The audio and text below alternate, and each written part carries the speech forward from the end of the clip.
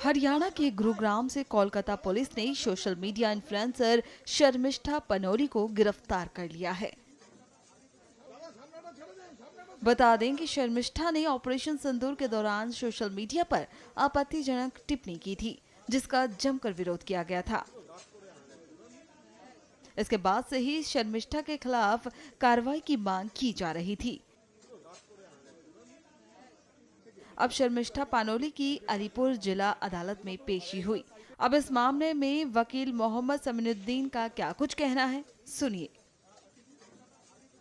We moved our bail application before the learned court, citing that the articles that were used, that has been allegedly stated by the prosecution to have been used, being the mobile phone and the laptop, has already been seized. Subsequently, the learned court heard our prayer.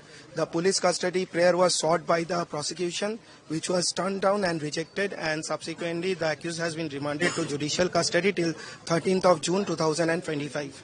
अब सुनिए इस पर एआईएमआई के नेता वारिस पठान ने क्या कुछ कहा। किसी को भी, कोई भी हो, हिंदू मुस्लिम सिख ईसाई, किसी को भी किसी की रिलीजियस सेंटिमेंट्स को हर्ट करने का कोई अधिकार नहीं है। अब पाकिस्तान को जितनी भर के गालियां देना है आप दीजिए, भर भर के गालियां दीजिए, हमको कोई एतराज नहीं है।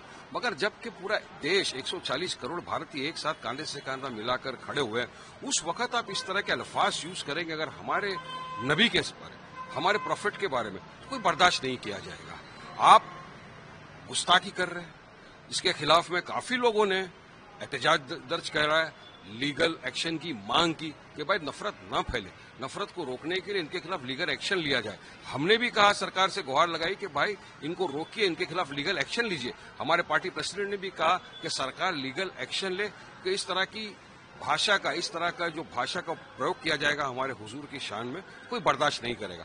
अब उनके खिलाफ लीगल एक्शन लिया गया है, लेकिन हमने पहले ही कहा था वायलेंस का हम हमेशा खंडन करते रहेंगे। वायलेंस नहीं होना चाहिए, किसी को भी कायदा कानून अपने हाथ में लेने का कोई अधिकार नहीं है, मगर लीगल एक्शन ऐसा होना चाहिए ताकि कोई दूसरा बोले नहीं, और नफरत फैलाने वाले को रोकना चाहिए ना।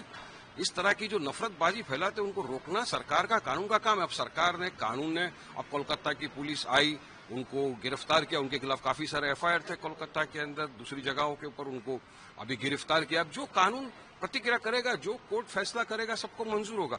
पर यहां पर देखा यह जा रहा है कि हमने कानूनी मांग की अरेस्ट करने की, तो हमको धमकियां आ रही है, हमको सोशल मीडिया के जरिए से, फोन कॉल के जरिए धमकी दी जा रही है, अब्यूज किया जा रहा है। तो अपने इनकी भी लिस्ट तैयार की है, जो हमको धमकियां और इस तरह की गाली गलौज कर रहे हैं, इनकी भी लिस्ट तैयार की है हमने। इंशाल्लाह बहुत जल्दी मुंबई पुलिस को दी जाएगी और फौरी कार्रवाई करने की मांग की जाएगी। वहीं एसपी नेता अबू आसिम आजमी ने भी इसकी कड़ी निंदा की। मैं मुबारकबाद दूंगा उन तमाम सरकारें जो किसी के रिलीजियस सेंटिमेंट को हर्ट करता हो, जैसे हुजूर पाक सल्लल्लाहु अलैहि वसल्लम हो गए, या कोई देवी देवता हो गए, या इस देश के कोई इंपॉर्टेंट पर्सन जैसे छत्रपति शिवाजी महाराज हो, गांधी जी हों, डॉक्टर भीमराव अम्बेडकर साहब हों, जिनको दुनिया चाहती है, जो रिस्पेक्टेड लोग हैं, ऐसे लोगों के खिलाफ अगर कोई अपमानित जनक बातें बोलता है, तो मैं आज ने 50 बार मैं असेंबली में बोल चुका हूं, साहब ये एक इससे बहुत बड़ा लॉ एंड ऑर्डर की सिचुएशन खराब हो जाती है। हमारा देश धार्मिक देश है, लोगों के अगर जो रिलीजियस सेंटीमेंट हर्ट होते हैं तो लोग मरने मारने को तैयार हो जाते हैं, और आप देखिए पूरे देश में कितनी बार ऐसा हो रहा है। लेकिन मैं देख रहा हूं हमारी सरकार महाराष्ट्र की, ये बिल्कुल फिक़ा परस्त सरकार है। अगर चाहे MF हुसैन साहब ने कोई देवी देवताओं की तस्वीर कोई बना दी जिसपे लगा हिंदू भाइयों को कि हमारी सेंटिमेंट हर्ट हो रहे हैं, तो उनके खिलाफ इतने FIR हुए कि उनको हिंदुस्तान छोड़ के भागना पड़ा, और वो जाके इतने मशहूर आदमी, उनका इंतकाल हुआ कतर के अंदर, कतर ने उनको, उनके इतने मशहूर होने पे उनको नेशनलिटी दे दिया वहां की।